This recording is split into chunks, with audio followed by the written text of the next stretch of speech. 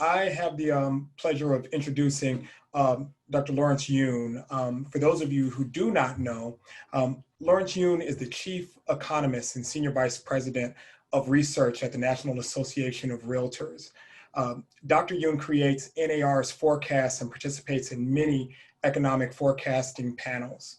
He oversees and is responsible for a wide range of research activity for the association, including NAR's existing home sales statistics, affordability index, and home buyers and sellers profile report. He regularly provides commentary on real estate market trends for its 1.4 million realtors.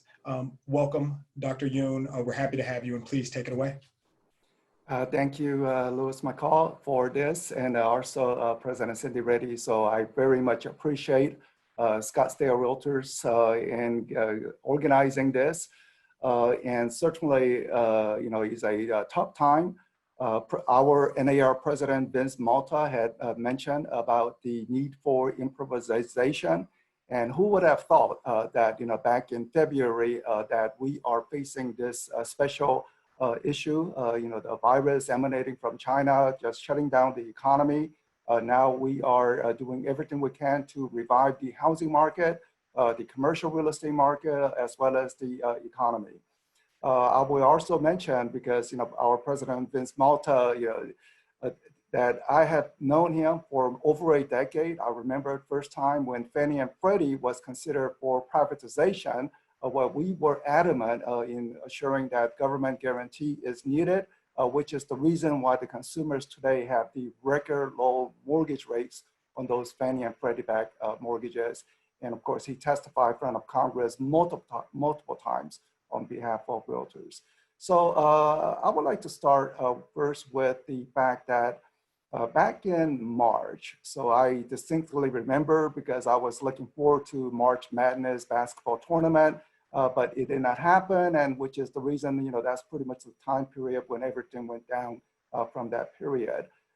Great time of scare in two fronts. We're first on the virus. We did not know about the virus. Does it mean that if someone just sneezes, is a death sentence? What is social distancing? What is that about? So a tremendous amount of scare related to the virus. Now we are becoming more understanding of how possibly it can spread, that with a mask on, social distancing, it seems to minimize, or even going to the grocery store can be safe, but we know that showing a home is far, far safer than visiting grocery store. So home transactions can be done. The second part was business income. Realtors, knowing that now you cannot sell a home, people do not want to list their home, what happens to the business income? Tremendous amount of scare. But now here in the late days of June, we are recognizing that at least there was some financial resources being provided.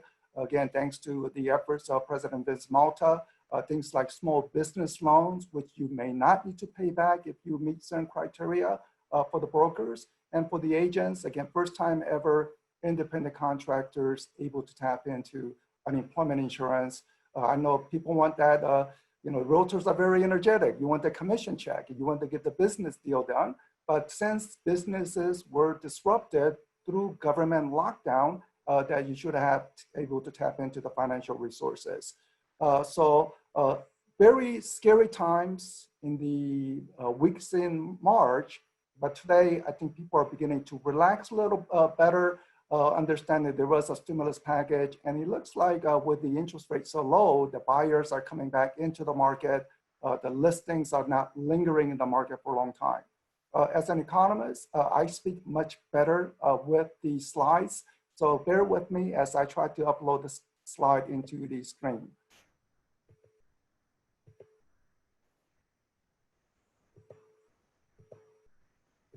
All right, so here we are. So first, on the very broad measure of the economy, no surprise that we are officially in a recession. So economy contracted by 5%, led by consumer and business spending collapse. And if you look at the next line, residential investment, it was solidly positive, which comprised of home building activity, home sales, and spending for remodeling, just to show how strong the housing market had been prior to the pandemic. So the late March, we went into a recession, but even considering the economic disruption, the housing sector was quite strong in January and February to give us these positive numbers. Then after the first quarter, the latest data on income in April showed growth of 12%. And at a time when people don't have job or unemployment rate at 13%, the wage income not being there, entrepreneurial income not being there, how is it possible that personal income for the country to rise 12%? The stimulus check, $1,200 more if you have children in the household, and the small business loans, unemployment check, all that effort has boosted overall income. But with the restaurants closed, the baseball season not yet open. I know spring training is very important in Arizona, so there's no place to spend money. So what did people do with this extra stimulus package income? They simply saved up that money. So 33% savings rate, which means that as we go from phase 1, phase 2, and phase 3 reopening, there could be some unleashing of spending back into the economy. So there's quite a potential to go into the economy. Now, the job market is quite ugly. So 20 million job losses in the month of April, led by the leisure and hospitality. So you work for the hotel, very difficult, airline industry, working at only maybe 20% capacity. Disney World, Disneyland shut down. They're scheduled to reopen in mid-July, so let's see how that goes, but very tough. But then you look at the other sectors of the economy and you say maybe these jobs were only temporarily furloughed. For example, the second line, education and healthcare sector. The nurses, we see the imagery on television of these heroic efforts by doctors and nurses, and we want to be out on the street to applaud them, give them something to say, a great job, helping the America. Imagine, virus come, yet they're stepping into the virus. I mean, amazing work. Just like the 9/11 firefighters, building is burning, they're walking into the building. So we want to applaud. But did you know there were job cuts in the nursing profession in April? And you have to shake your head, how is that possible? Because many surgery that was non-COVID related, for example, hip replacement, it was completely shut down. So people who specialize in hip surgery replacement, they have to lay off workers. Dental offices completely shut down, they have to lay off workers. So we expect as the economy reopen, those postponed surgery will now take place. They need to rehire people. Dental offices are open, hair salon, construction. We are short on housing. We need to build more home. All those laid off people in construction, they have to come back to the market. So we expect good portion of these job losses will soon come back with the reopening of the economy. Not all jobs, but hopefully a good portion of those jobs. If we look at the job market over the years, from year 2000 to current, it looks like the following. So in the middle of the chart, you see the subprime-led job creation. Hindsight is perfect sight. So we know that subprime lending was a mistake and it led to the foreclosure crisis. Arizona was one of the ground zero for foreclosure and price decline. So massive job cuts during the foreclosure crisis. Fortunately, we don't have subprime lending today, and we have been advocating in Washington with the Consumer Protection Agency to assure that the people take out loans within their budget so that we don't have a crisis like what we experienced. So from the low point of 2010 to today, 10 straight years of job creation, longest economic expansion ever in modern history in the US. But in a single month, in April, collapsed. All the job that was created in 10 years disappeared in a single month. So the job numbers are essentially matching the low point of 2009, matching the year 2000. But as I mentioned, many of those jobs are only temporarily furloughed. Nursing job will come back, construction jobs will come back, even some restaurant jobs will steadily begin to improve. So let's see how the economy reopen and how much job creation going forward. Now, if we look at specifically in the Phoenix market, it looks like this. Very similar pattern to the US, but note the one big difference. So let me go back to the US and Phoenix market. Phoenix, Scottsdale, greater metro market. Even with a job decline, it is way above what it was in 2010 or in the year 2000, just to show how many new residents are flowing into the greater Scottsdale, Phoenix area. So even with the job cuts, so many new residents are coming into Arizona, and hence you are in a much better position compared to the rest of the country.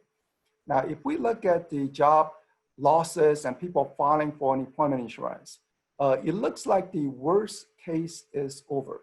These are fresh layoffs, people filing for the unemployment check for the very first time. How many are filing for the very first time? And you see that it surged in March and then it steadily declined. I mean, it is much higher than pre-pandemic. Look at pre-pandemic, essentially a small blip. So it is still much higher than pre-pandemic, and cumulatively, you know, over 45 million people in the sum who have lost their job. Now, media will report about this number. 45 million people have lost job. It is factually correct, but somewhat misleading because they don't say the second sentence. And the second sentence is the following: how many people are continuing to receive unemployment check? And it's not 45 million, it's only 21 million.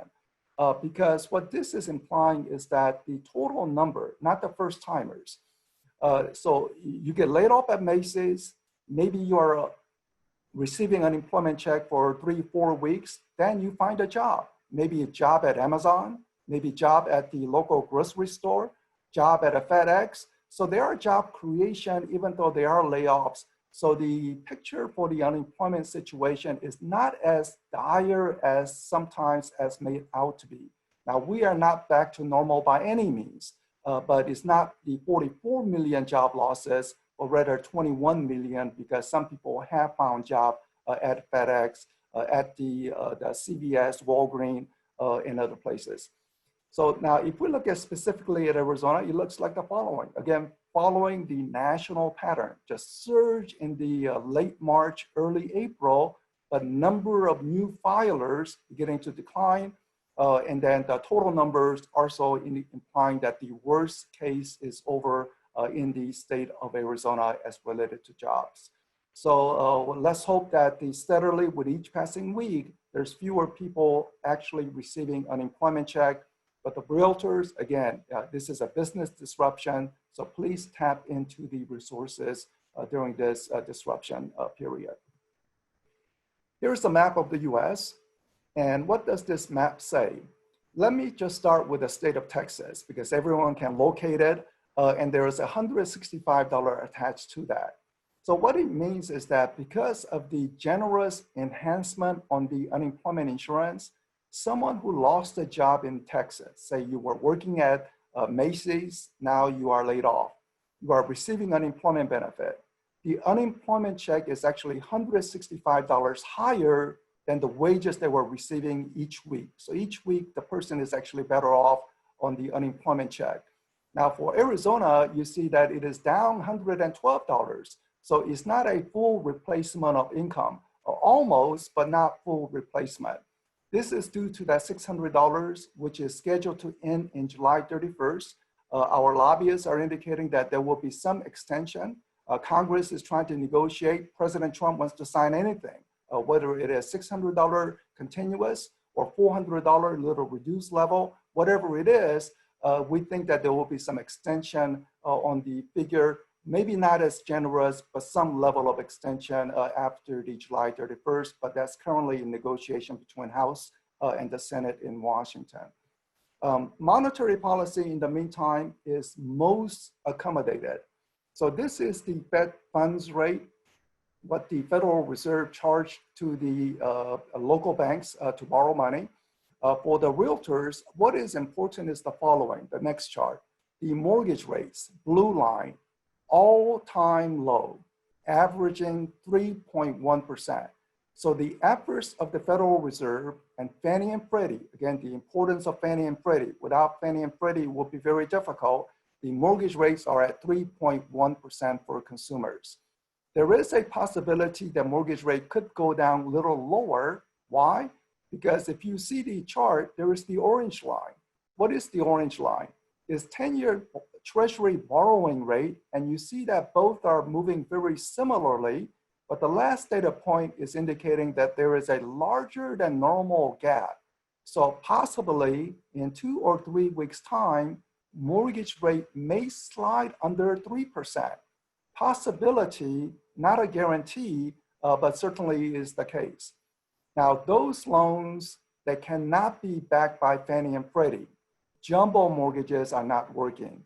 It requires 30% down payment, pristine credit score to obtain it, because anything that cannot be purchased by Fannie and Freddie is very, very difficult, which is the reason, again, why NAR advocated 10 years ago on the importance of Fannie and Freddie to assure that vast middle-class Americans can tap into historically low mortgage rates.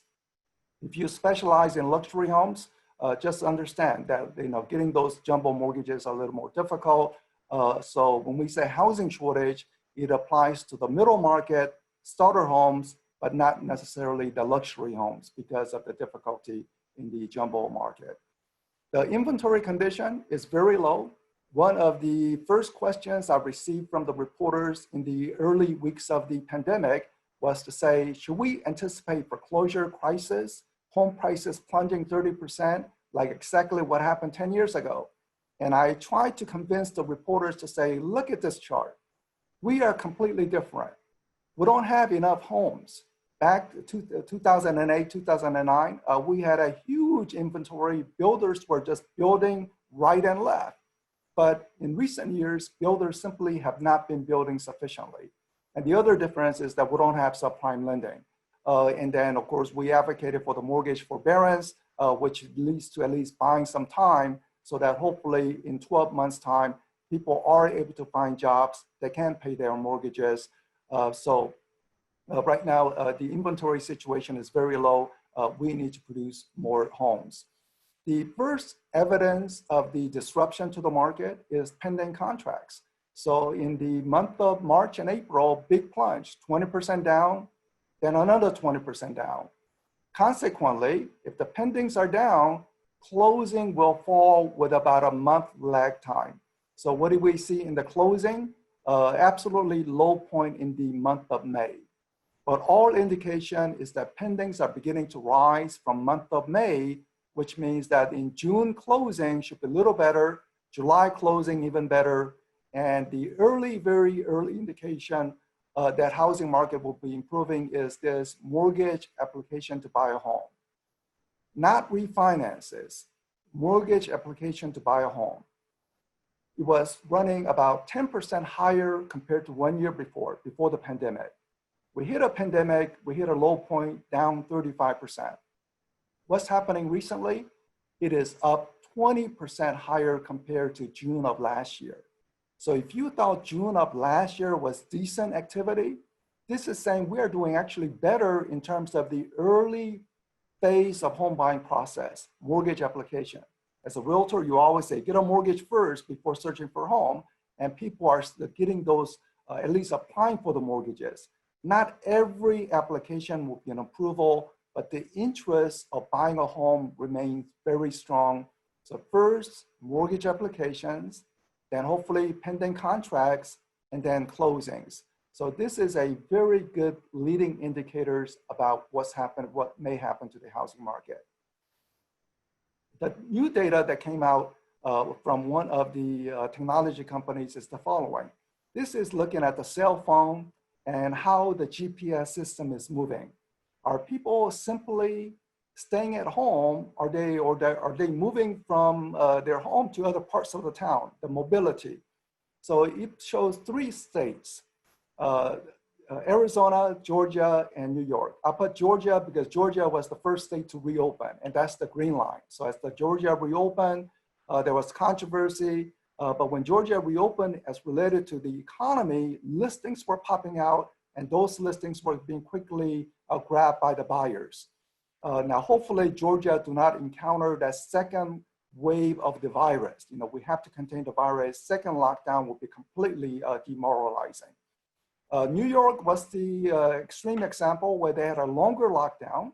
They contained the virus, but at the expense of some reduced economic activities. But now you see some New York activity rising, which is the orange chart. Arizona is the blue. So you see that it's the sort of more severe lockdown and then steadily coming up. And in fact, now you are actually outpacing Georgia in terms of overall GPS movement of the cell phone. I hope people are moving with social distancing because, again, spread of the virus is coming from close contact. Hopefully people can follow those social distancing protocol to reduce the spread of the virus. And housing shortage will not disappear overnight or later part of this year because housing starts. I thought the builders were finally coming back up to normal, but during the pandemic, they reduced production again. So housing shortage that you experienced last year or before the pandemic will persist in the later part of the year, even as the economy reopens, because builders have not done their job in terms of bringing more housing starts.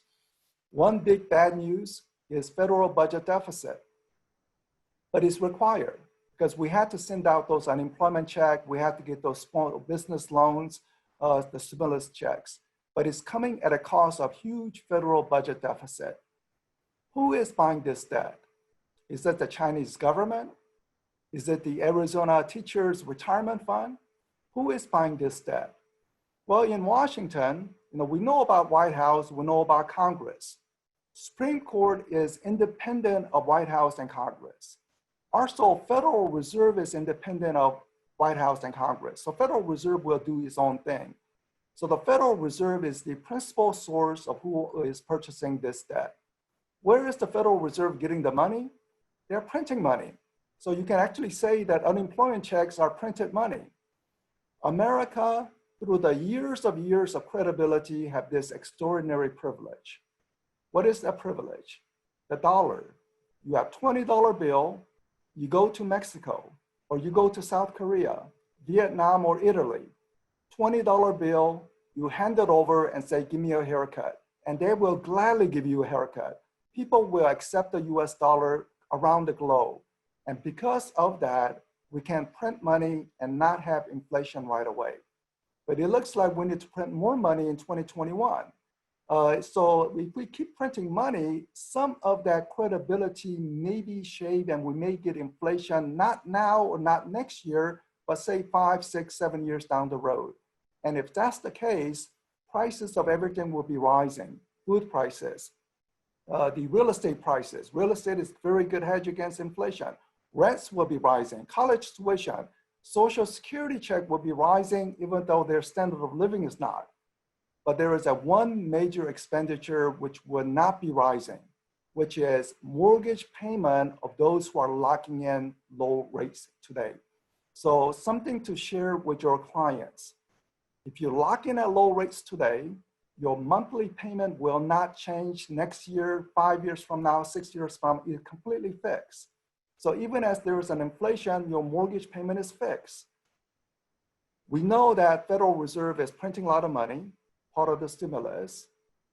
We know that mortgage payment will be fixed. We don't know for sure if there will be high inflation in the future years, but if there is someone who is locking in today's rates, they are benefiting from rising real estate prices, but their monthly payment not rising. So something that you may want to share with your clients. Now let me turn to the forecast quickly before wrapping it up. So the forecast is that the numbers itself does not mean so much as the percentage. So the percentage is showing that in the first quarter, we were actually up 5% in terms of home sale compared to 1 year before. But the second quarter lockdown, we're gonna be down about 28%. And the third and fourth quarter, it should not be severely down. In fact, mortgage application data is saying it could even be positive. So let's cross our finger, maybe it will be positive in the second half of the year.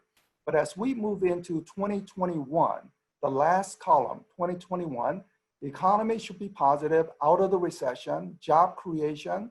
Home prices would be rising, but that will be depending upon whether we have sufficient supply or lack of supply. If we have lack of supply, then prices will be boosted even faster than what I have. But home sales will be solidly positive, 13 to 18% growth in 2021. which means that whatever we miss in the spring buying season in 2020, it will easily be made up in the 2021. Finally, my final thought is there's one permanent change even in when the vaccine is discovered. And what is that?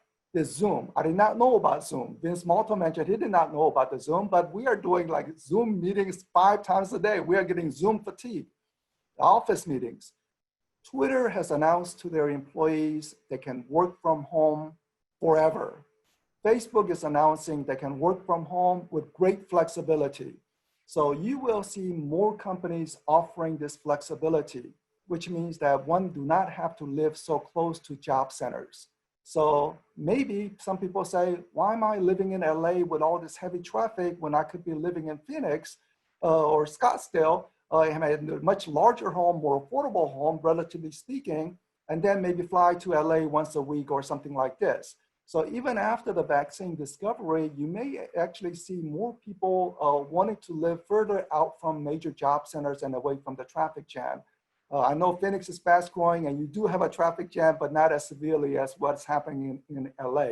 So you may begin to see this type of pattern. Other part is some people thought they had a perfect home, but now they realize that 3-bedroom home is insufficient. They need that 4th bedroom to transform into office space. So some people living within Scottsdale may want to have a larger size home. So you may get this secondary additional lift in the housing demand in the future years as we have this permanent change of working from home. So with this, I think we went through some tough times. I think the worst is over. We are not back to normal yet, but things are looking better. And with that, I'm gonna now turn it back to Louis McCall or Cindy Reddy. Thank you. Thank you very much, Lawrence. Cindy, go for it. Well, we do have some questions. So let me go through those a little bit here. The first, which, as popular as you are, Dr. Yoon, it appears that your slides are a little bit more popular. That was the question of the day. Everybody wanted to know if you would make your slides available to us. Yes, so I will send it over and you are free to distribute to all your members. Thank you. We so appreciate that. The first question I wanted to share with you was, how much do you think it will affect our market from the COVID with our international buyers and sellers? International buying activity is going to be very tough because of the travel restriction. And now with the America becoming the hotspot of the coronavirus, from global perspective, so the fear of traveling into the U.S. by foreign buyers, I think that will limit, but the travel restriction itself, many college towns, I think they're gonna face difficulty because one of the big U.S. export was actually selling college education to foreigners, but many foreign students may only do online, or maybe they will have a skip year to say, if I cannot visit U.S., why am I paying this huge tuition? So the foreign student who are paying the full tuition, high price, and it was good, nice income for the U.S., so that will be restricted. So the foreign buying, I think, is going to be quite tough for this year and probably next year. Thank you very much. Mark Beauvais, you have a question, and we're going to unmute you and allow you to go ahead and ask that.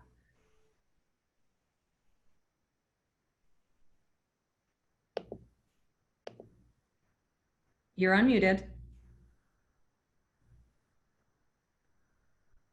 Okay, I don't know what happened to Mark. You'd have to unmute on your end, Mark. We have you unmuted on our end. Okay, we'll hope to get Mark back. We're getting a lot of questions about inventory, and as you know, our area is very low on inventory, and whether or not that's going to affect housing prices down the road, or what the impact will be. So the question also from the prior was talking about the opportunity for home ownership for renters to convert into ownership. Given that the minority population, whether African Americans, Asians, Hispanic population have much lower home ownership, anything to boost home ownership rate will automatically help the minority communities much more. And one way to boost is to assure that home prices remain manageable. If home prices rise too high because of housing shortage, it's going to hinder potential first-time buyers. One of the trends that we have saw last year, because home prices have been rising much faster than people's income growth for multiple years, is that more family members helping out their sons and daughters with down payment. Now, given the historical disadvantage for minority communities, sometimes those down payment assistance from family members is very difficult, which is the reason why we need to begin to have a discussion about how much down payment for first-time buyers can be provided at the federal government. I know at the state housing agency, they provide the down payment assistance, but those are very limited in number. But something to begin to discuss and to see, whether that is the right policy to address some of the historical wrong that has occurred in the country. Okay, we're going to unmute you again, Mark, but we did hear your voice. Would you like to go ahead and try to ask your question? Sure, I would be happy to. Lawrence, thank you. You touched on it in your presentation, and you talked about the low inventory nationally. A lot of buyers seem to have the idea that we're heading into a bull market, or a bear market rather, in real estate housing, and that prices will go down. It looks like the data doesn't support that. Do you expect prices to stay strong and the housing market to stay strong? The very upper end market, top 5%, top 10%, maybe some price reduction is required because of the jumbo loan problem situation, and also presidential election year. During a presidential election year, we find that people who are a little pausing, they want to know certainty about what the election outcome will be, because they don't know what the new tax situation will be or regulation, which impacts the very upper end more. So I think the upper end households are just waiting and waiting to see how things will develop to commit. So on the very top end, maybe some price reduction is required, but on the vast mid-market, 90% of the market, housing shortage, prices are rising, and maybe even multiple offers if it's priced correctly according to comps and what the appraisal will come in. But the fact that there's multiple offer means we just simply don't have enough home. One of the things that President Vince Malta has been working with in Congress is to say, can we get some of the investors who have accumulated sizable capital gains over the years to unload those properties? So, maybe some kind of capital gains reduction for investors to sell that property. Right now, as we are talking with members of Congress, there are so other issues they are focused on. So it's not getting so much traction, but we're still communicating about not only home building, but also about getting the investors to unload some of the property with the tax incentive on the capital gains. Thank you, and thank you for that question, Mark. We've got a couple questions that are in regards to builders and why aren't they coming back into the market stronger and building more homes? So there are multiple reasons. One, some people say excessive regulation related to the zoning laws or some of the regulatory hoop they have to go through, or even trying to obtain permit. California, to obtain a permit, the builders would say it costs about $100,000. So right off the top, homes that cannot be a $100,000 home if the permitting process costs that. So we need to assure that things are not exorbitant in terms of some of the costs or excessively onerous. What is the right balance between the environmental concern versus allowing the home builders to build?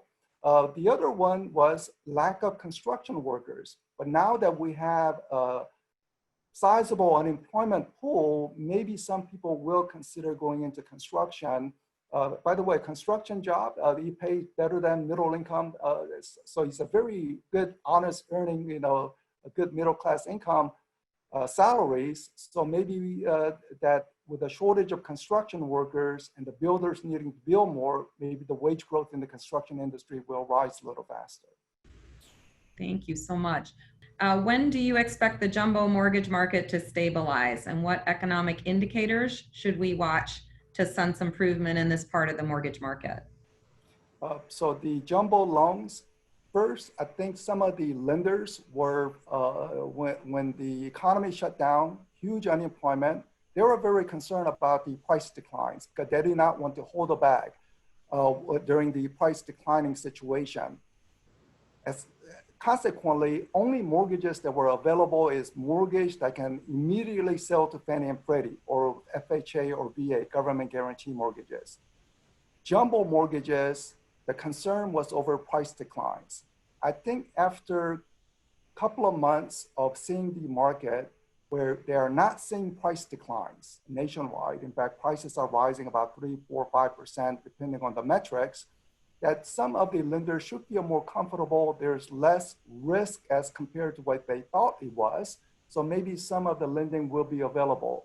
Also at the same time, the mortgage forbearance is also coming with some costs on the lenders. The money is not coming in because of mortgage forbearance, but they still have to pay the escrow, property taxes, the homeowner insurance, and also paying the mortgage interest to the investors who provided the fund. So they need to pay those even though the money is not coming in. So they're facing some cash crunch, and consequently, they are not making loans. They cannot sell it to Fannie and Freddie. So jumbo market, it was very tight in the first months of the pandemic. I think today, things have not really loosened up, but as we pass with each passing month, as the prices show no chance of a decline, I think some jumbo loans may get a little better. I don't think anything to normal, but it may be a little better than before. Great, thank you so much. Well, thank you, Dr. Yoon, for being here. That was great information, and we will share the slides.